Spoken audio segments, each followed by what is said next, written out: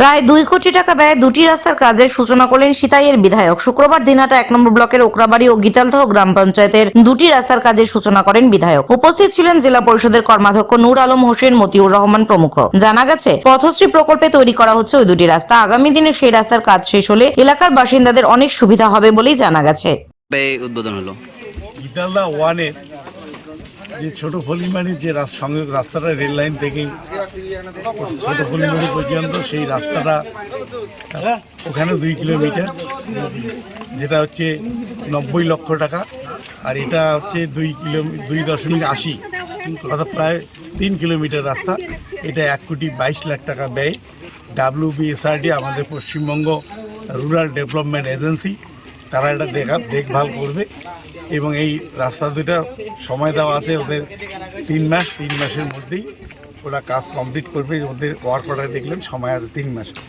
তো এই বাংলার মানুষের জন্যে শুধু ওকরাবাড়িতে নয়, গীতালদায় নয়, এরকম করে সারা বাংলায় প্রত্যেকটা গ্রামে যে সংযোগ রাস্তাগুলো আমাদের টার্গেট, আমরা আগামী 1-2 বছরের মধ্যে গ্রামের প্রত্যেকটা রাস্তায় আমরা পাকা রাস্তায় তৈরি করব।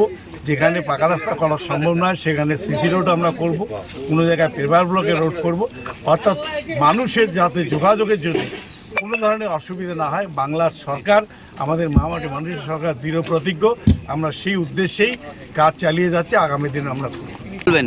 আমরা এলাকাবাসী এতটাই খুশি যে দীর্ঘদিনের বঞ্চনা, দীর্ঘদিন থেকে আমাদের এলাকার যে 3 কিলোমিটার রাস্তা বেহাল দশা, সেটা মমতা ব্যানার্জি বছরে গেছেন MLA সাহেব আজকে এবং জেলা পরিষদের কর্মাধ্যক্ষ নূর আলম ভাইজান তাদের যৌথ প্রচেষ্টায় যে আজকে পাকা রাস্তা হলো, আমরা এলাকাবাসী খুশি।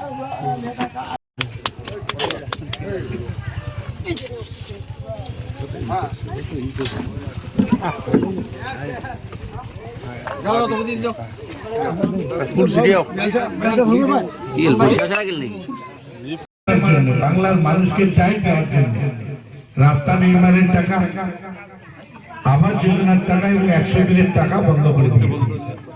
আপনারা ইতিমধ্যেই এই আন্দোলনে আপনারা ছিলেন, অনেক মিছিল আপনারা করেছেন, আমাদের 100 দিনের টাকা দাবি, কিন্তু কেন্দ্রের সরকার সেই টাকা ইচ্ছাকৃত ভাবে দেয়। গত 1 সপ্তাহ আগে আমাদের মাননীয় মুখ্যমন্ত্রীর ঘোষণা অনুযায়ী 100 দিনের টাকা প্রত্যেক জব কার্ড হোল্ডার যারা কাজ করেছিলেন, কাজ করে যারা মজুরি পাননি, তাদের অ্যাকাউন্টে আমরা দিয়ে দিয়েছি। ইতিমধ্যে আমরা আরো ঘোষণা করেছি যে কেন্দ্র যদি গৃহ নির্মাণের জন্য, আবাস যোজনার জন্য যদি এপ্রিলের মধ্যে টাকা না দেন, যে 11 লক্ষ বাড়ি আমাদের অনুমোদন হয়েছে তার টাকা আমরা দিয়ে দেব। এবং আমরা গত 2 বছর ধরে রাস্তা নির্মাণের জন্য বিজেপি বা কেন্দ্রের সরকার আমাদের টাকা বন্ধ করে দিয়েছে। তারপরে আমরা